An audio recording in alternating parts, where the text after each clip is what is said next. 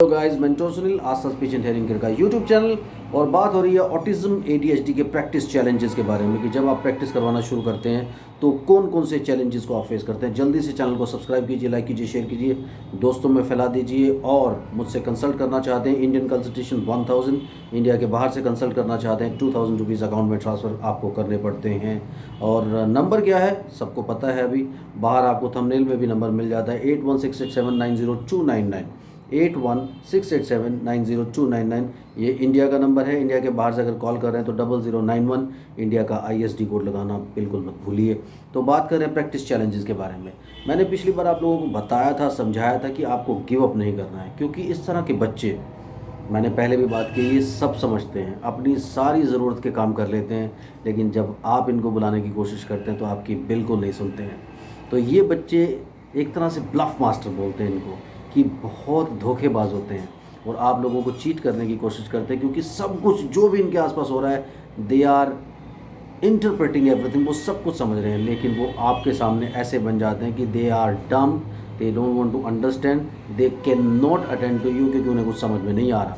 लेकिन actual position different होती है, इसलिए आप भी इनकी तरह ज़िद पकड़ लीजिए, क्योंकि आपको ये टर्न करना पड़ेगा, इस चीज़ को टॉपल ओवर करना पड़ेगा। वो कैसे आप करेंगे? अगर आप अपने बिहेवियर को चेंज नहीं करेंगे, आप अपने प्रैक्टिस टाइमिंग्स को चेंज नहीं करेंगे, आप अपनी कमिटमेंट को चेंज नहीं करेंगे, आप अपनी डेडिकेशन और डिटर्मिनेशन को चेंज नहीं करेंगे।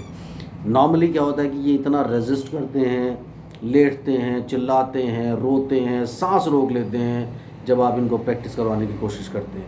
तो उससे क्या होता है कि आप 1 दिन 2 दिन 3 दिन कोशिश करके डन, उसके बाद आप गिव अप करते हैं। लेकिन आपको क्या करना है, उस पर्टिकुलर टाइम पर, याद रखिए, जब आप उसको प्रैक्टिस करवाने के लिए बैठे हैं, चाहे आप ब्लॉक्स की प्रैक्टिस करवा रहे हैं, चाहे आप कम्युनिकेशन की प्रैक्टिस करवा रहे हैं, चाहे आप कमांड्स की प्रैक्टिस करवा रहे हैं, उस टाइम पे आप अपना काम ज़रूर फिनिश कीजिए, चाहे बच्चा कोऑपरेट करे या ना करे, ताकि उसके दिमाग में वो टाइमिंग और वो सिटिंग ज़रूर बैठ जाए कि इस टाइम पे अगर मम्मा ने, पापा ने मुझे पकड़ा है और मुझे बिठाया तो ये प्रैक्टिस करवा के ही दम लेंगे। तो ग्रेजुअली 1 दिन 2 दिन 3 दिन 4 दिन 6 दिन, हफ्ते 10 दिन 15 दिन में बच्चा खुद ही सरेंडर कर देगा और वो उस प्रैक्टिस टाइम पे आपको ऑटोमेटिकली कोऑपरेट करना शुरू कर देगा।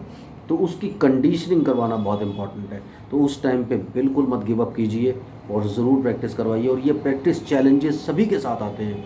इनफैक्ट ये बच्चे समझना शुरू कर देते हैं, क्योंकि ये जैसे हैं वैसे ही बिहेवियर में ये कंफर्टेबल होते हैं। जब आप इनको चेंज करने की कोशिश करते हैं, 1-2 दिन इन्हें पता नहीं चलता, जब आप इन्हें प्रैक्टिस करवाने की कोशिश करते हैं, इन्हें लगता है कि कोई गेम हो रहा है। लेकिन तीसरे दिन, चौथे दिन, छठे दिन उन लोगों को समझ में आ जाता है कि मुझे ठीक करने की कोशिशें हो रही हैं, तो वो वहाँ से आपको रेजिस्ट करना शुरू कर देते हैं।